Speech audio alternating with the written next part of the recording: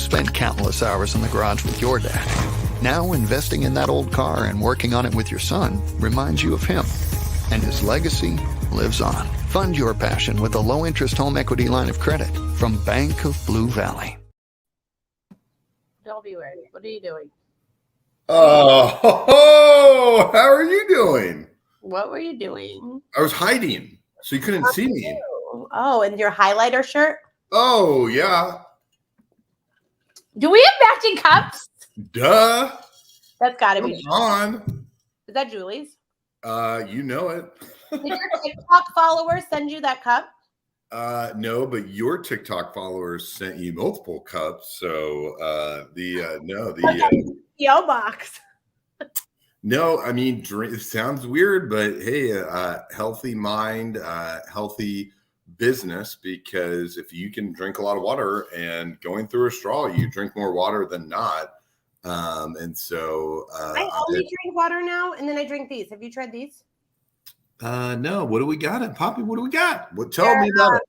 Prebiotic sodas. So they're just prebiotic drinks. They put all the vitamins in your body. So that's my one fun drink of the day. Ooh, wow. I like it. Well, you're driving your system into a lot of good things. But speaking of driving, I know there's other people watching the show that have teenagers that are about to start to drive. But what's going on? Kids aren't driving at 15 and 16. I have a serious question. Why is there not support groups for teenage parents? I think they're in every neighborhood and high school and driveway party, but yeah, there needs to be more. There should be. I feel like there's a lot of like Facebook groups and stuff when your kids are toddlers. There's a lot of mom bloggers when your kids are toddlers. When you're a teenager, you're just out there on your own. Yeah, I just I have little kiddos, but everyone tells me they just quit caring about mom and dad when they get to be 11 or 12. So you're kind of like the outside looking in. My baby's 17 today, and it is really the first time I've ever had a hard time with his birthday. Like, I just feel like he's about to leave, and I cried all morning. That's normal. I mean, you don't want things to grow up. I mean, I think with kids, you just always want things to pause and just not move. He was just a baby. I don't get it. Ooh, so talk about the most important thing in our city this whole week ever. Okay, it's not the Barbie movie. It's not the NFL draft. It's not algorithms on TikTok. Aaron, what is the most popular thing going on right now? Oh my God, Taylor Swift was at the Chiefs game. You know it. My two worlds coming together between T Swift and the Chiefs. Are you kidding me? And you know I was going to go to the game, and then I just was tired, so I didn't go. Wow, that was a big whiff on that one. But you know what? You're rested. You look great, and your business is killing it. And we're ready with Drinks with Leaders, sponsored by Bank of Blue Valley and Burns & Mac. So I know Bank of Blue Valley and Burns & Mac appreciate how ready to roll you are right now. You are so easy. I love it. Okay. Anyways, you clearly don't want to talk about Travis Kelce and Taylor Swift, so we won't. But every text thread that had a man or woman on it was texting about that game. So it was a way for everyone to come together and talk about it. It's pretty impressive. Well, I don't know what Harry's talking about. Who's Andre? Wrong show. Oh my gosh, the great Harry Campbell. He's ready to roll. He probably was hanging out with Andre, and Andre was saying he was tuning in. I'm Farrah Chiefs and plus Swifties will destroy some. Oh God, Paul, you're so cheesy too. I can see why you and Scott are besties. Dude, okay. Paul knows an insane amount of people. So does Harry Campbell. I don't understand what's going on here. This is awesome. I feel like we're getting punked, and Andre Davis is sitting with Amy and Harry right now. And they're just punking us. But no one's here for us. They're here for the panel. Are we on punked? Delvon works at the Chiefs. Did you meet Taylor Swift? I need to know immediately. Okay. Here's the deal. Let us know if you're watching on Facebook, LinkedIn, YouTube. We're going to try to have a normal show. We never have normal shows because I quit caring about anything about 8 months ago. So yeah. now we We got a lot of powerful people. I feel like I should go to my bathroom and host it from the bathroom. Best music ever. Get ready to roll. What's going on in my life right now? Okay, here's the deal. Let's just get going with our panel. We're just doing So, oh, here he is, the man of the hour. Nope, hold on. I keep confusing on things and normalcy is overrated. Not just a time, but look forward to a normal show. Corporate, that's how I feel about Andre Davis today. I'm supposed to be the star, and Andre's here taking all my stars. I did not, unfortunately. This is the guy who said she's amazing. Said LOL, not LinkedIn. Okay. What's going on? I'm like a half rock concert. All right, here we go. Listeners, AJ and Will. Let's get some terrible things off. We'll get back to some of these comments. And Tanya says, Harry S. Campbell. Hi, Harry. Hi, guys. Welcome. Sorry, that was maybe world's worst introduction to this to the Drinks with Leader show ever in the history of ever. But thank you for coming and thank you for dealing with us. Let's just get started. Elizabeth, who are you? What do you do? And how do you get to Kansas City? Elizabeth Souder, recovering attorney, organizational health consultant, and coach. I got to Kansas City via Colorado, Iowa, and Massachusetts. I like that. Grew up in Colorado, went to college in Iowa, played basketball, moved to Boston because I couldn't think of anything else to do after college. And then had a lot of fun. And then decided to go to law school. Decided I was a Midwesterner and had one friend at University of Colorado and one friend at University of Kansas. And the one at Kansas was super happy and the one at Colorado was not. And so I said, okay, I'll go be a Jayhawk. I'd like the Colorado where Coach Prime coaches. Say that again. Sorry. Like Colorado, the CU, like the CU. Mm-hmm. They're happy now because they got Coach Prime. They are. I'm glad to have them back in the Big 12, but I'll just leave it there. All right, and then you came to KU because your friend went here, and they were happy because obviously. Yes, and then I re-met my husband, and whoa, go back, re-met. How do we do that? Oh, okay. We met in college, both playing basketball, and didn't date. Just hey, how are you? And then ended up both at KU. He was getting his MBA, and we fell in love on the intramural basketball court. How tall are you? 5'10". Wow, I didn't know you were that tall. Yes, and he is 6'7", so he's even taller. You have children? We have 4 children. I have 2 girls and 2 boys. They are all tall, except my younger daughter is 5'9", so she's the shrimp of the family. Oh, wow. Yeah. How old are they? Oh, 20, 21, 24, and 26. Did any of them play college ball? Yeah, the oldest played volleyball for Blue Valley North, and now she coaches, and she's getting her PT degree at University of Colorado. With Coach Brian? Yep. I'm really obsessed. I only like things that are trending on the internet. Go ahead, Scott. I'll shut up. Elizabeth, so where does your career track go from there? And then started working as Sprint PCS back when it was just an idea, and was tasked with, get this, negotiating the retail store leases for all the initial Sprint PCS stores. Because if you think back to the 90s, telephone companies didn't have storefronts. So along with the launch of Sprint PCS, the nation's first CDMA wireless carrier, they also started negotiating retail store leases. And so I was brought in, I negotiated 70 retail store leases in a year.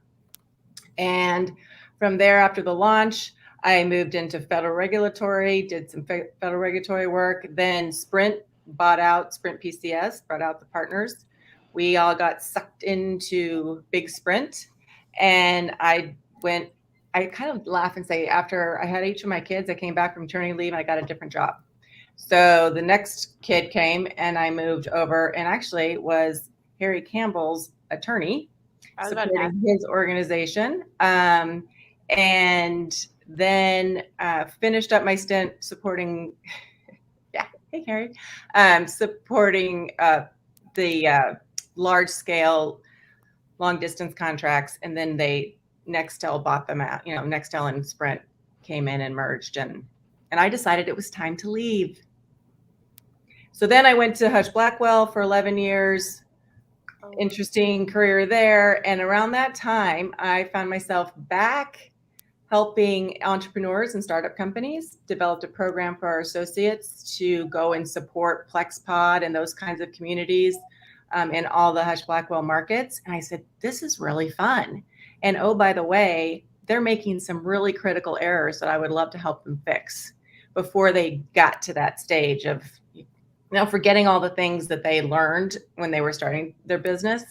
Founders don't always make the best managers, right? Founders don't often talk about why they're founding their company, and then they sort of lose track of that as they launch.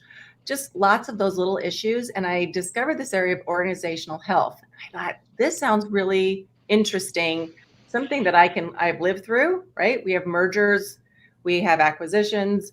We don't really think about what's happening to the people part of that equation.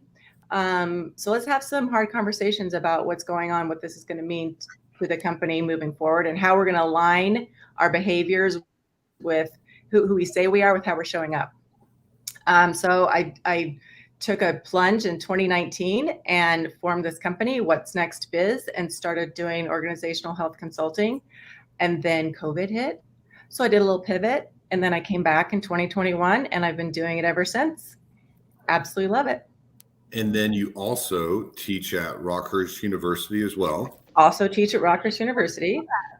I teach negotiation. It was funny when I was speaking with the administration there. I said, "Okay, I'm happy to teach negotiation, but it's not going to be the sort of Harvard Law School type of negotiation. We're going to talk about how to have hard conversations, because we're really speaking to MBA students.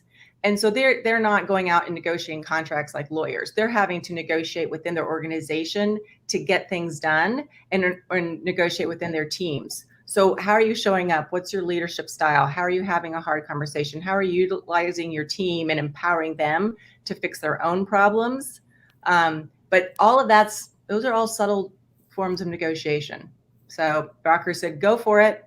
And I have had a great time doing it. What is one thing that you've learned in networking a ton the last 3-4 years that you want the audience to know?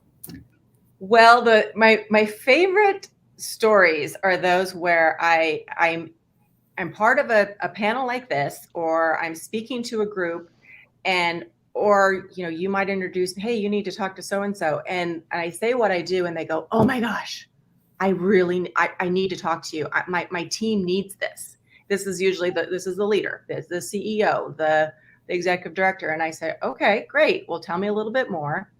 And then I say, okay, so I just want to be clear. Do you want to align your core values with your operations? Do you want to operationalize those because you want me to fix your people? Or are you going to be a part of this conversation? Because leaders often think that they're okay and it's everybody else that needs fixing. But leaders have to be prepared to change along with it. So I really started to emphasize that in all of my onboarding with new clients. That leadership not only needs to be backing the work that's going on, but they need to be prepared to do some work themselves. Do you think that you can tell at the college level who's going to probably be pretty successful as a leader versus who's not? That's a great question. There's a lot of course, that's a great question. There are a lot of factors, but I would say that when I look across an audience of students, it's pretty clear who has that and because they're not all about themselves. The one who are all about themselves are kind of, the gunners we used to say in law school, right? They're always coming up with the right answer. They're going to be fine, but they're not going to be the true leader. The true leader are the ones that are bringing people along with them. And I find athletes, people that are involved in their schools at any level, whether it's a club or, government or, just leading any initiative, they need to learn how to galvanize people around them and around a cause. And that's where you really find the true leadership qualities arising. And I try to make my classes have a capstone project, even if it's a 3-week class, and you watch what happens when you start putting people together who maybe didn't work together before. And you're sometimes surprised by who rises to the top of those experiences. Sometimes we're a sports show. I have a sports question. You still have counting record? You, Harry. I do hold a record. I used to hold all of the records. Oh, now I just hold. I think it was the single game rebounding record. I'm still up there in the top 10, but yes. And Tanya wants you to be nice to short girls. She said, easy on the shrimps. I'm 5'6" and play volleyball, basketball, and softball. But I'm pretty sure the roster always said I was 5'9" or 5'10", which I am. Hey, they put me down at 6 foot. I mean, I get it. And the best point guards were 5'6", so. I went on a date with this girl this summer that was former WNBA player, but I was trying to play it cool, like I didn't know who she was. And when we met up, I go, oh, you don't even look 5'9". She's like, why did you think I was 5'9"? And I was like, no reason. She's like, you so Googled me because I'm 5'6", but the internet. That's pretty smart. She had gotten that line before. She's prepared. I was trying to pretend I didn't know. Anyways, awesome, Elizabeth. Well, I'm excited. It seems like you're kind of a good fan club here. The elusive Andre Davis, who everybody was talking about, we didn't even know he's here, is your fan club. You got all sorts of people here.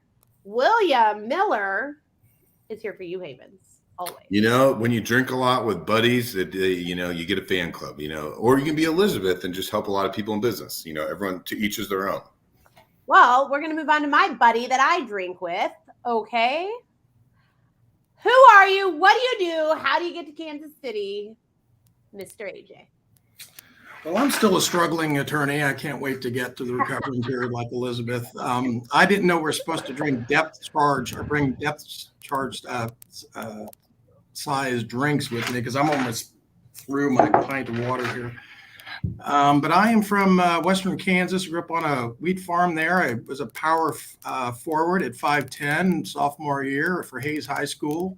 It's kind of where I ended my basketball career, and came down to Kansas City to prosecute in the early 90s in Wyandotte County, and kind of enjoyed sticking up for people. And 30 years later, I ended up with a firm that represents consumers.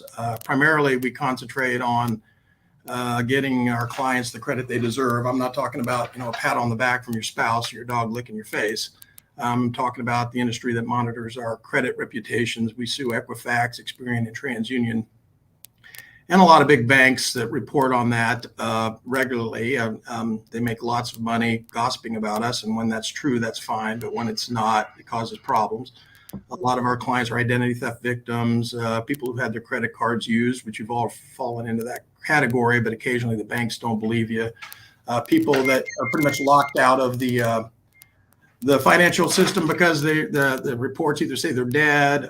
We're getting a lot of cases right now in the transgender community where people are changing their names, and it just isn't, the algorithms aren't built to handle that. And so those people are having a hard time enjoying all the other things that they did before by trying to get credit. So we try to fix that for people. People that paid bills and it's not showing up. All of us think that that's not going to happen to us until it does. But a part of the reason coming on here and hiring Aaron was to reach out to financial professionals because you're going to be the first people call. And what we find is a lot of the stuff on the internet, when you Google this, that's advice given by the same companies that we sue. So it's kind of like the coyote watching the chicken coop. So that's what we do. We really love what we do. And we're happy to be in Kansas City. I'm not ignoring you. I'm watching my text because your wife is trying to figure out how to. So AJ, you just.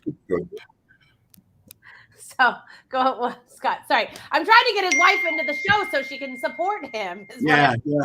I'm her biggest fan. Well, back to AJ's wife. She knows your background story, but how'd you grow your firm to what it is today? Because you've been practicing for a couple of decades, not giving away your age. You look very young, but how have you built your firm over time, and what have been the keys to success to help others and also drive revenue? I think in the late 2000s, there was a lot of real estate stuff going on. After I got out of criminal, and I did defense for a long time too.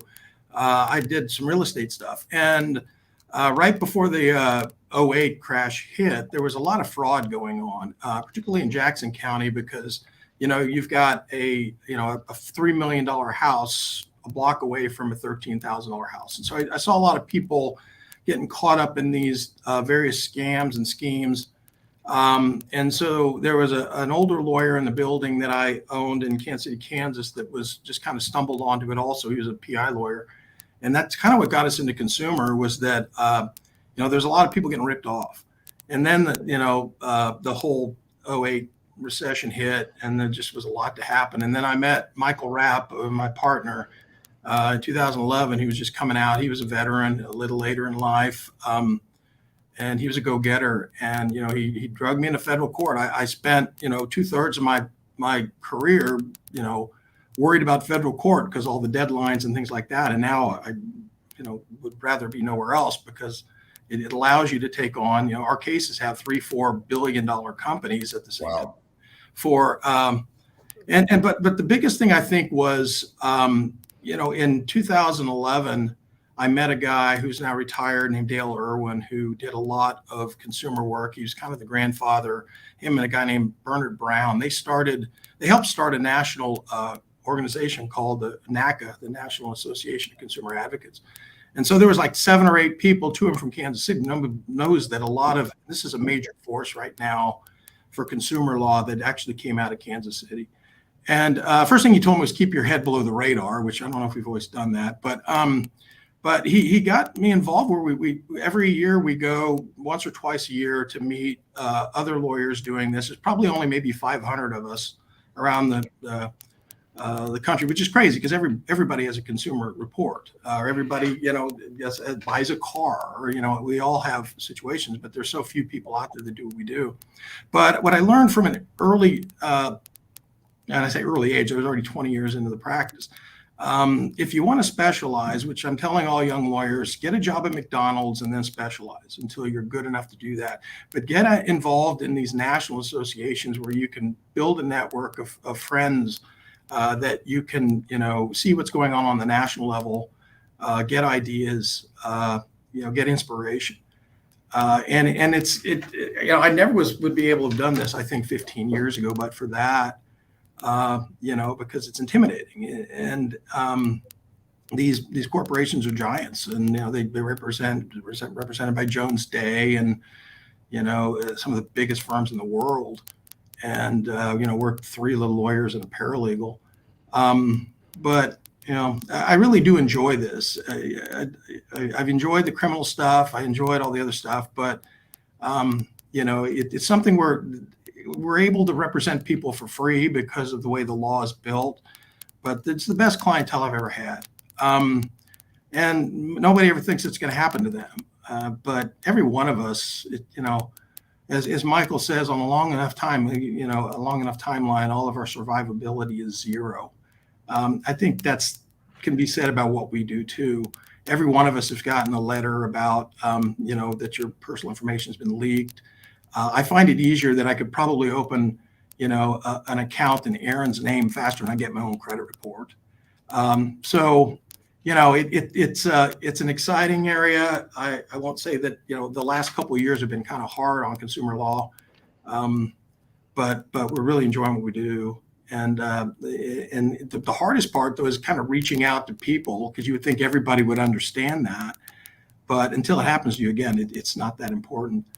But what we're trying to do, and Aaron's been really good at this, reach out to everybody that could be the first source of trust for somebody. Estate planners, financial planners, accountants. I mean, these people trust you, with their financial well-being. So you're probably going to be the first person they call. And frankly, because of the dispute processes and the way that this has to happen, you can give people bad advice that can really jeopardize their remedies. You send them to the credit repair industry, and we wouldn't be able to take their case. So, I mean, there's certain things that you really well, we're trying to get our name out there now that we represent people for free. We give them advice for free. If you've got a client that either has had accounts open in their name, and my brother called me just this weekend, it happened to him. My dad called me last year, it happened to him, and I do what I do. But no, it's been a rewarding yet an extremely frustrating path, but we're excited to charge on, and I'm happy to be here to talk about it. William has a question. He said, does your firm help folks having issues with student loan service providers? That's probably going to get big here, right? We do. There's been Michael, my partner's been following that for a lot of years. Student loans obviously been huge. Medical debt's also been huge. I've got a case going in Mohila right now. We've had several of them. I can tell you that I feel like we've been losing some traction in that area, but absolutely. You got somebody that, one thing we're seeing a lot of with student loans too, not only the deferral thing, which has been a struggle, but we're seeing a lot of unauthorized cosigners. I've got a client right now that didn't realize she cosigned 12 years ago for one of her kids. She does now because oh wow, problem. So so student loans does. So they're not verifying. They're not verifying who cosigns. No, and now in the day of electronic signatures, it's even that much more easier. Yeah, think about if you were a bank getting a loan for your business. I mean, wow, that's crazy. Yeah. Tanya says, appreciate what you do, AJ. A friend had some credit issues after a divorce and inherited $50K and wanted to put it in savings. Local credit union declined her for a basic savings account due to her low credit score. That's crazy. That is crazy. Well, thanks for that comment, Tanya. Actually, a lot of our, believe it or not, and these are hard cases, but we have a lot of them actually coming out of divorces. We had somebody a couple of years ago that thought he had one credit card. Turns out he had 14. And they're all in bad debt, particularly if you've got, a spouse that's struggling with some sort of addiction, things like that. And we've reached out to divorce lawyers over the years because I think a lot of times you just think that's part of a divorce. We've been able to get some traction on that. So if you know anybody that's coming out of a divorce, or I had one client that they've been divorced for 15 years and there's an account. So, you've got somebody, it's the perfect formula. They know everything about you. They hate you. Right. Okay, Scott, you don't have to raise your hand on your own show. Quick question. I know you're, why do divorce attorneys not always call firms like yours ahead of time because they want to get paid? So I think part of getting paid is addressing potential credit issues or debt. I'm trying to struggle why you're not a call for them, and where's the disconnect? Well, I think part of that's why we paid Aaron so damn much money, to get us out there, because when you've got your in fact, we do a lot of post bankruptcy stuff too. Not to change the subject, but I think when people have got a good system going, it's hard to think outside the box. And don't get me wrong, they're great. It totally makes sense. Yeah. But and I mean, I spent a lot of time talking to people, and I mean, people I've known for years, and until they have a client or themselves have this happen, they say, well, gee, I didn't know you did that. But, right now until the end of 2023, the big three, Equifax, Experian, and TransUnion, are allowing you to have your credit report at annualcreditreport.com every week. Run it multiple times until you can, because that's going to give you some baseline on where you are. Unfortunately, in 2004, we're going back to the way it used to be. You get it once a year, but at least have some baseline, because they don't keep track of what they're saying to people. And so if you have an issue later and, you saw something on your Credit Karma or something like that, and you didn't save it, and like I said, go back to annualcreditreport.com to get it from the horse's mouth, so you have some document of what your credit used to look like. And what I tell every divorce lawyer I know, or anybody going through divorce, or just anybody at this point, run your credit right away so you know it's on there. And get all three. Don't rely on Credit Karma is great. They don't monitor Experian, but that's not from the horse's mouth. And so while you can still get it free, do it. But while you're there, don't sign up for anything. What's happening right now, football is fun to watch, and you see the wrestler with the pink cow from Experian, and they seem like the greatest group in the world. But what they've done is, at least up to about 2 months ago, they roped about 65 million of us into arbitration agreements, which means you can't sue them, and more importantly, they're killing class actions against them. There have been multiple class actions against from people I know. And actually, we were involved in a couple of them. And that's the only way we've kind of changed any behavior in this industry. But that's one of the Equifax and TransUnion have not been doing that I've seen, but Experian does. So, when you go on there and you're buying your credit score, just keep in mind you're probably waiving your right to sue. That's wild. Real quick. Okay. So I love AJ, obviously. And I've seen him change people's lives majorly. I do want to play one fun trivia just because of how many people are on here that I know will probably be very shocked. Scott, we're going to play trivia real quick. Do you know who AJ's wife is? No, I was going to rely on Will because Will's one of the smartest people I know. It's not Taylor Swift, I'll tell you that. Not Taylor Swift. Christy Hartman, who's been on the show a couple times. Oh, and okay. hold on. I got one more piece. Do you know who AJ's sister is? I'm assuming she's been on the show.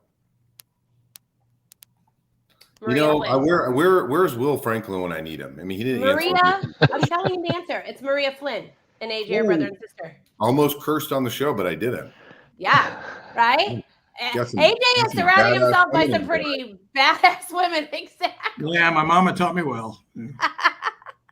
I've also met his mom. She's cool too. So awesome. Okay, AJ, we're so excited. Everyone go follow AJ. Go follow AJ. Go follow Elizabeth. Will, who are you? What do you do? And how do you get to Kansas City?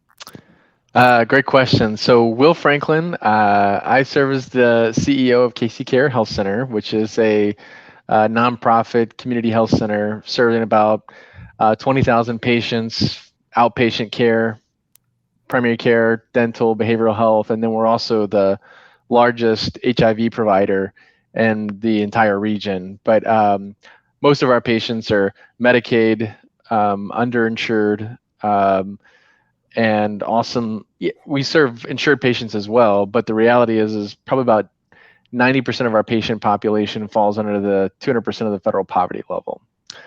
How did I get to Kansas City? By way of born and raised in Louisiana, met a Midwesterner and woke up in St. Louis one day. So I spent about 14 years in St. Louis. I'm a behavioral health clinician by training, and then kind of stumbled into healthcare administration kind of by accident by taking on a project that everybody thought was going to be a bad idea. And so I was the new guy in St. Louis. And so I got it, but then did a relatively good job with it. And it grew from there. I was a COO of a similar organization in St. Louis for several years before I came here, and actually got to Kansas City because I was a consultant for what's now Health Forward. Used to be called like the Greater Kansas City Health Foundation. It's a big mouthful. But I read and reviewed grants connected to behavioral health and safety net healthcare. And Care was one of their grantees. And so I actually reviewed a lot of the grants that they applied for, and had a conversation one day with, at the time, Bridget McCandles, who was the CEO then, and said, hey, this organization, it was a free health clinic at the time. I was like, their business model is really unsustainable, but they do really great work. They should become a federally qualified health center to be eligible for federal grants, and then to also be able to bill for services and really kind of support their own operations. And she was like, can you write that up for me? So I did. And then I reviewed a planning grant for them to become an FQHC a year later. And then about 2-3 years later, someone from CBiz called and said, hey, there's a new federally qualified health center in Kansas City and they need a CEO. And so I was like, well, I think that it might be my fault that happened. So I should probably put my name in the hat. And then here I am. So I don't have any cool basketball stories. I am 6'1", but and I do have 4 kids, same as Elizabeth, and I've got one driving, one on a permit. So mine are 17, 14, 12, and 10. So did you cry on your kiddo's 17th birthday? I did not cry on his birthday, but there was a recent, like, he won some kind of contest. He plays classical guitar, and I don't know, he looked like older than what I was thinking in my mind when he was accepting the award and all that kind of stuff. And that kind of shook me a little bit. Yeah, I'm right there with you. Mitch, Okay. I see your question, and I played Oh intramural my- basketball. My job was to foul people at the end. I was the enforcer at the end of the game. I'm really good at that.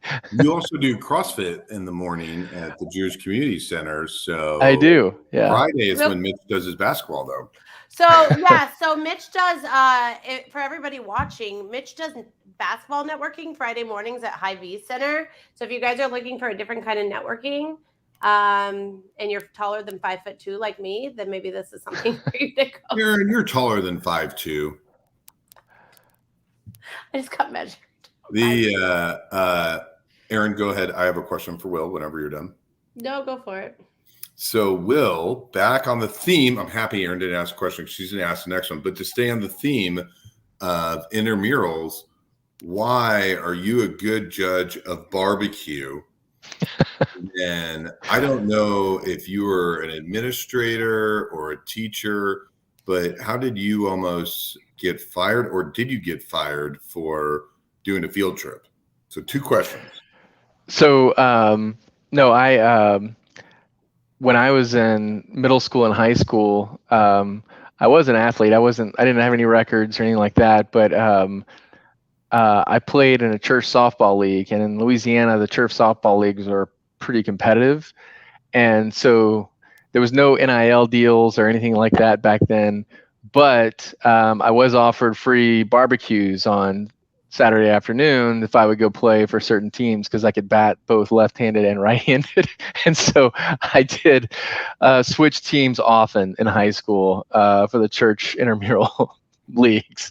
Played for lots of different churches and denominations. So, and then I was actually fired early in my career when I was trying to decide between kind of psychology.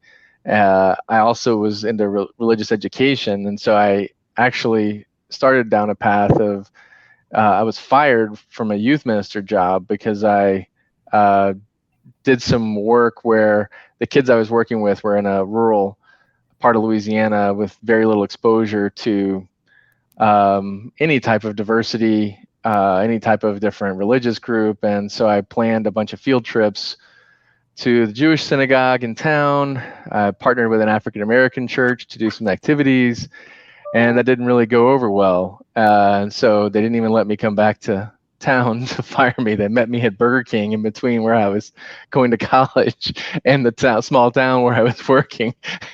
And I ordered, they told me they would buy me lunch, and I knew why they were going to meet me there. So I did get 2 cheeseburgers out of that. But anyway. Tony Ann said you're fire, just so you know. And Mitch said there's 30 to 40 people playing basketball, and you can go if you're 5'2". Okay, let me ask you this. How do people support your organization? Like, how are you looking for people to support your organization? Sure. So lots of different ways. So we have volunteer opportunities, so people can do that. Interesting thing about some of the work we do around what we call harm reduction. So we do operate a needle exchange, but since it's technically in a legally gray category, we can't use any program income or anything like that to fund it. So a lot of it has to be run by a volunteer, or support for it has to be philanthropic, right? So we need volunteers to help. And if you ever want to understand the impact of the opioid epidemic in the Kansas City region, it's a great place to volunteer to understand it, and the different folks that come there to get clean needles. And then, so there's volunteer opportunity. On that really quick.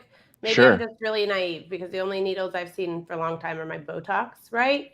So a needle exchange is they come and they bring their used needles, and you actually give them clean needles, no questions asked how they're going to do it, so that No they're questions using asked. clean needles and not spreading anything that can be spread through. Right. It's a harm reduction strategy so that one, we reduce the rate of infectious disease that occurs from sharing needles, but then 2, we increase the safety of those who are using as well, because it's a harm reduction strategy in the sense that the needles we provide are single-use retractable needles. They can only be used one time.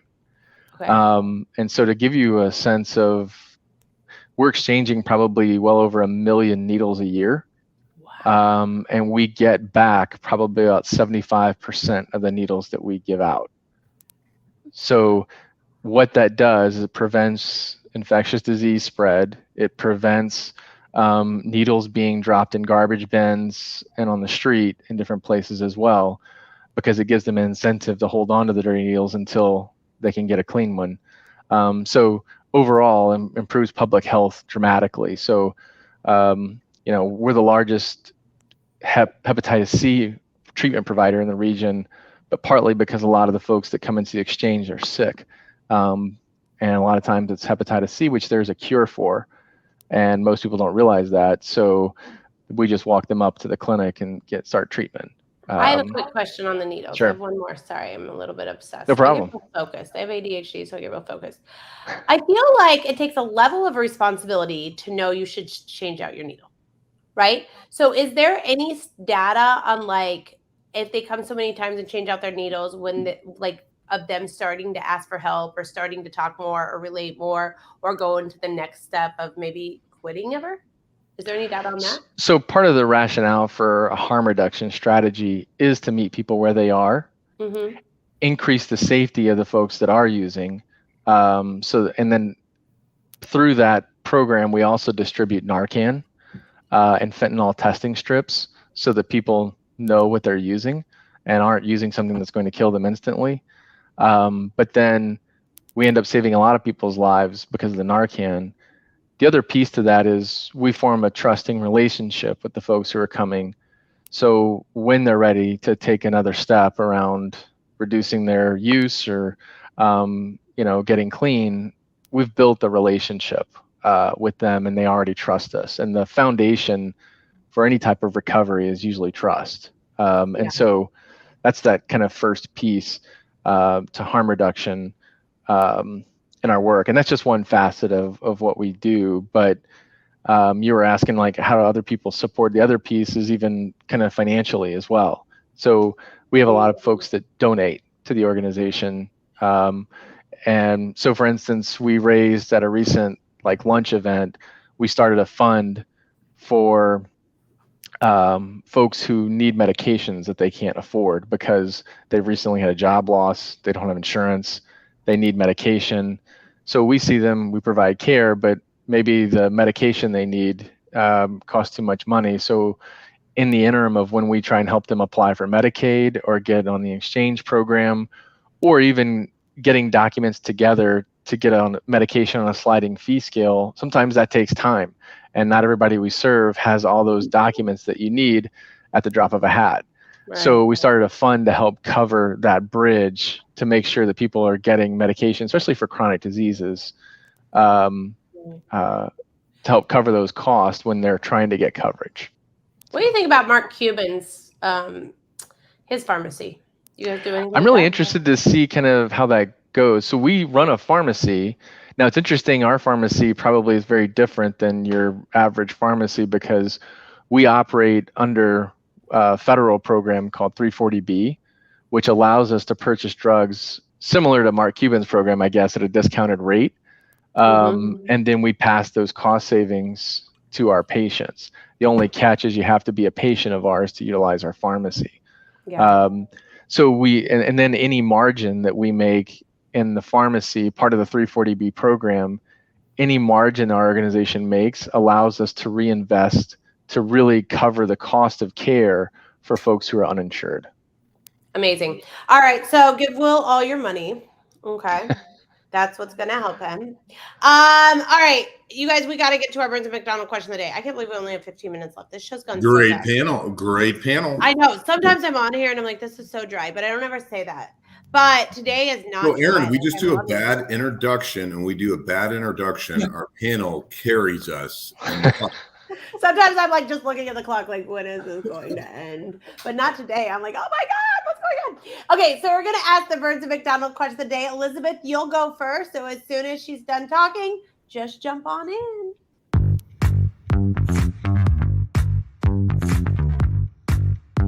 Hi, I'm Carrie Plummer, and I'm Special Projects Manager in Marketing at Burns & McDonnell, helping spread the word about what we do and about what makes us special. And my question for you is social media important to your business? I literally didn't even listen to the question before I pulled it up. This is perfect. Yes, it is important to my business. Well, and I'm most likely on LinkedIn is my primary platform that Erin is helping me with understand more, because they like to change the rules a lot. So yes, social media absolutely is important, and the messaging itself is important. So You do a lot of your networking there. I do a lot of my networking, and I meet a lot of people through that way. It ends up in coffee. It ends up in conversations like this. That, the one thing I've learned is just get on a Zoom and go meet people. Love it. Quick question, because we do have a little bit of time before the end of this show. We'll get everyone in. So, Erin talked a lot about, reaching people that you don't typically reach. And so I always give people a hard time, and I call it the country club circle. I call it member guest season of, people kind of knowing the same people, and why I think it's worthless, because in certain circles, everyone's going to know what each other are doing. And Erin was talking about a lot of the posting that you've done an amazing job, especially the last 3 months. Like, I read all of the posts that you're doing, and so I really like it. What are kind of your thoughts of how you try to be different than people in your space to meet different folks? So I do speak to a lot of, so for instance, I've joined some associations that I might not have been a part of before. It's not a lot of money, and you meet people from different parts of the city, different industries. Because of that, I then was asked to go and be on a panel to a group of people in construction, right? And I would never have had that inroad had I not been at that event and been a part of that organization. And finding some associations, I've connected with the women in tech. There's a very active network of CIOs, chief technology officers, chief information officers. These people all meet to talk about problems that they're all seeing amongst themselves in safe environments. And if you just go and have a coffee and say, what's keeping you up at night? And then give them a couple solutions on ways that you can solve one of their problems, it's golden. So get out there. All right, AJ, how is social media important to your business? Not really. Oh my God. I just want to make sure Erin's 70-year-old gets a sweet car. Yeah, I know. You're really good friends with someone when you can bust their chops online. No, it's been a lot of fun, because Lily and James kind of took us to the next level this last year. And there's really no way to do it outside of that. And when you have gray hair, you have a clue how to do that. But the videos that they put together for us, it not only does, I think, it help the business, it helps your morale in doing what you do. It's been a lot of fun. So I'm excited to see where it goes the next year. But I don't know how else you would advertise these days.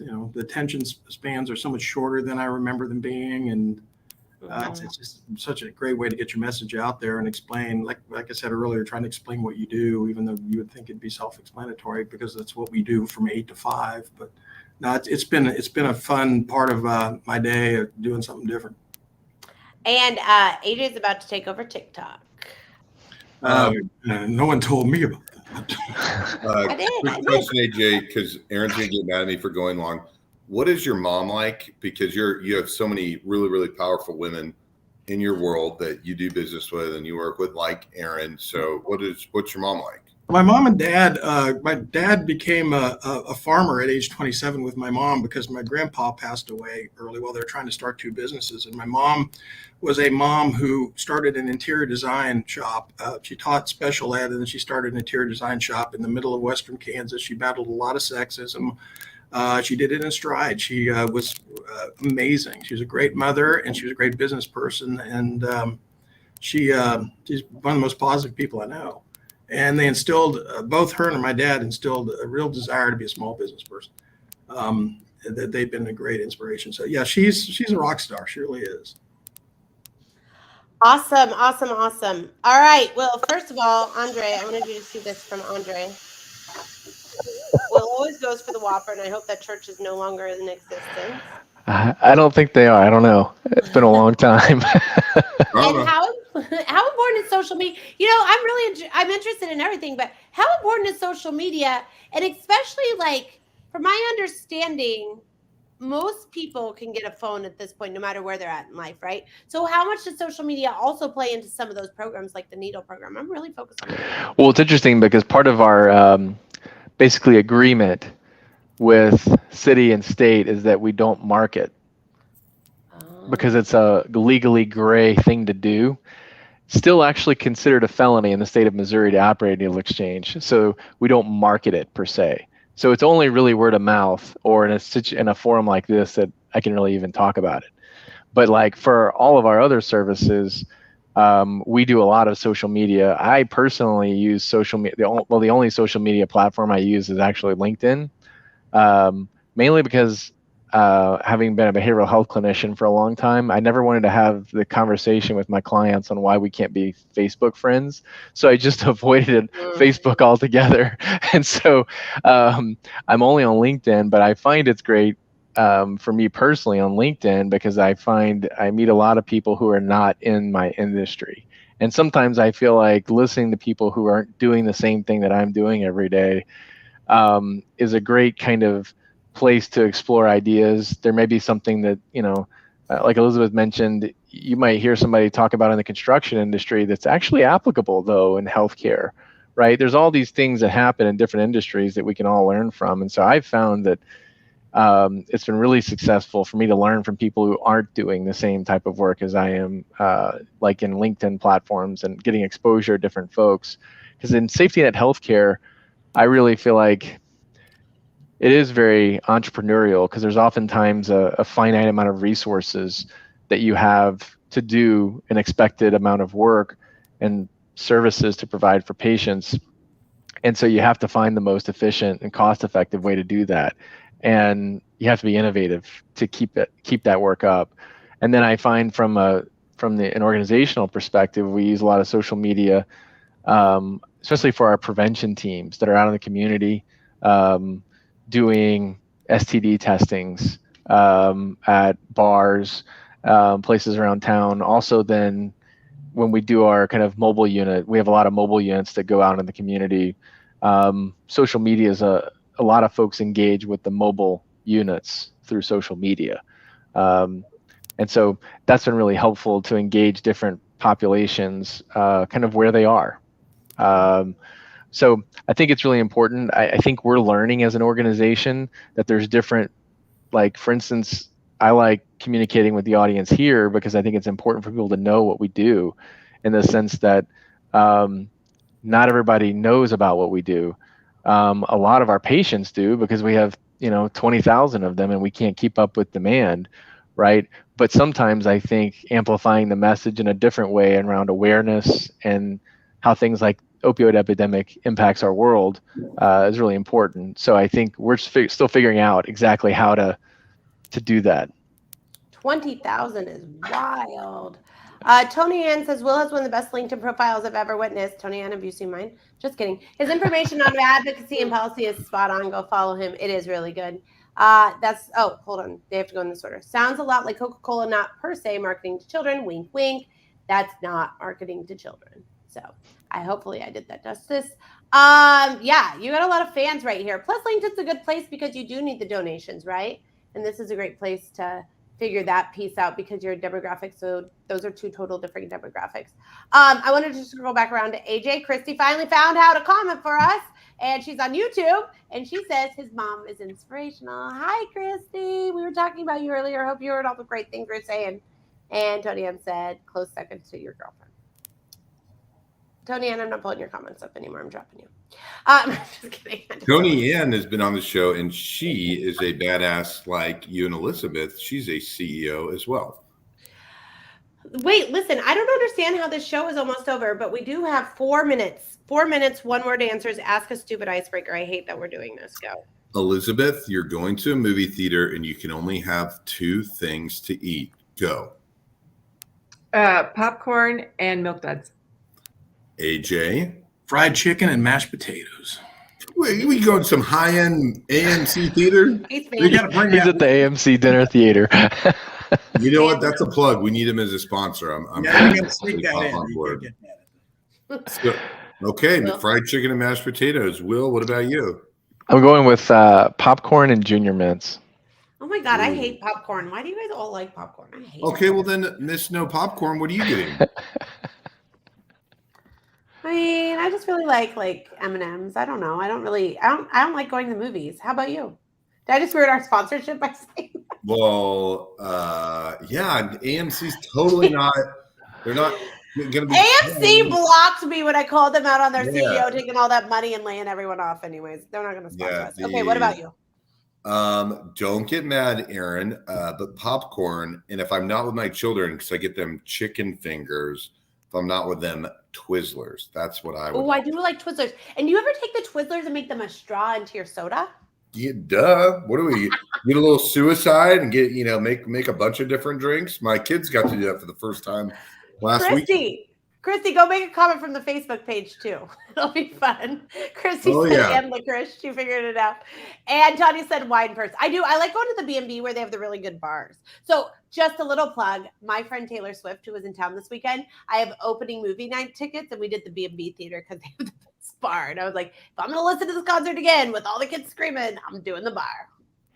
All right, here's the deal. Thank you this show went so fast, I don't even know what to do with myself. But thank you guys so much for coming on. Elizabeth, AJ, Will, you guys were an absolutely fabulous panel. Please go follow all of them. They are all great. Tony Ann, they are all great follows, all of them. And you can follow me. You should go follow all of them. And thank you so much to Burns McDonnell and Bacon Blue Valley for sponsoring us. And Scott, as always, thank you so much for being the very best co-host ever. Have a great Tuesday. We will see you same time, same place next week. And next week is our CEO show. And we have Tom Collins from Dimensional Innovations. So make sure you tune into that. Bye, guys.